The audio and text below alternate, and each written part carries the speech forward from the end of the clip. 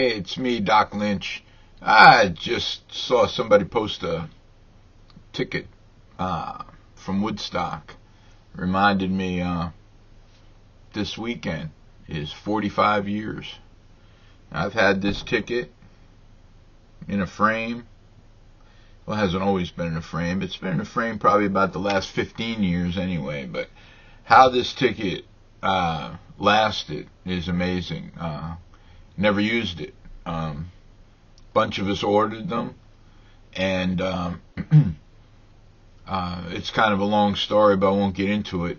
You didn't need the ticket is the issue, because they crashed the gates anyway. So tickets. I mean, unless you got there really really early on the first day, then they took your ticket, I guess. But this was only a Sunday ticket, and it only cost $8.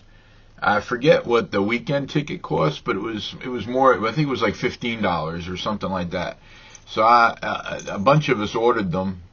The concert was being advertised on WNEW-FM in New York City, and it was guys like Dennis Elsis and Roscoe and Allison Steele and all the great disc jockeys of that first FM radio stations.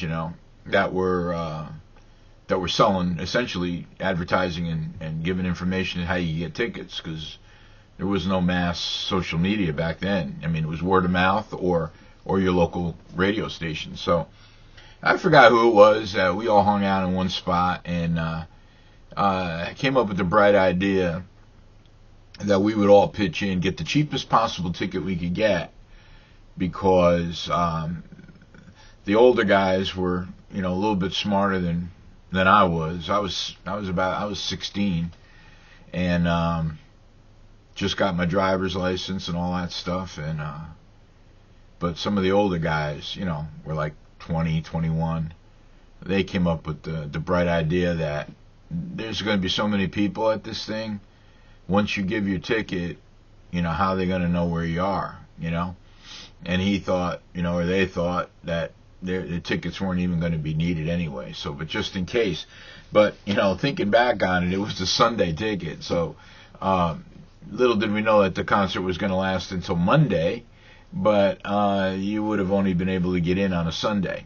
So, the ticket was never taken with me. So it's just simply been laid around inside of a jewelry box for probably a good 30 years, and then I decided to put it in a frame one day, probably about 10 years ago, maybe longer, and it's pristine. There's not a wrinkle in it,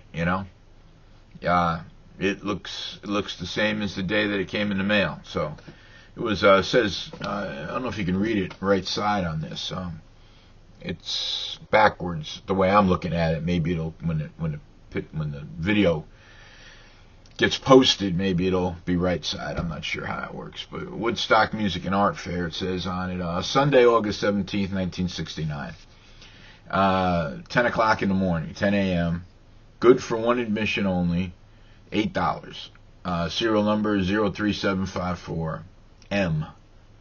No refunds.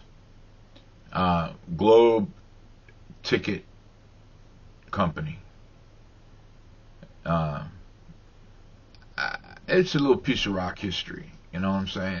Actually, if you really want to think about it, it's a piece of American history. It was a phenomena that even though more people would show up, 3 years later at the Watkins Glen Summer Jam Festival, there still was never going to be another Woodstock. So Woodstock was really the first, and it was an amazing time and an amazing weekend for music that not only lasted that weekend, but carried over into the 70s. A lot of music was introduced that weekend. No one ever heard of bands like Carlos Santana. Santana, it was actually Carlos Santana Blues Band. A lot of us never heard of Crosby, Stills and Nash and Young. Playing together. Bands like 10 years after were introduced to a whole new audience. I'm kind of proud of that ticket. You know, I'm glad I have it. It holds a prominent position on in my man cave down here in the bunker. You know, so I just thought I'd share a little bit of that with you.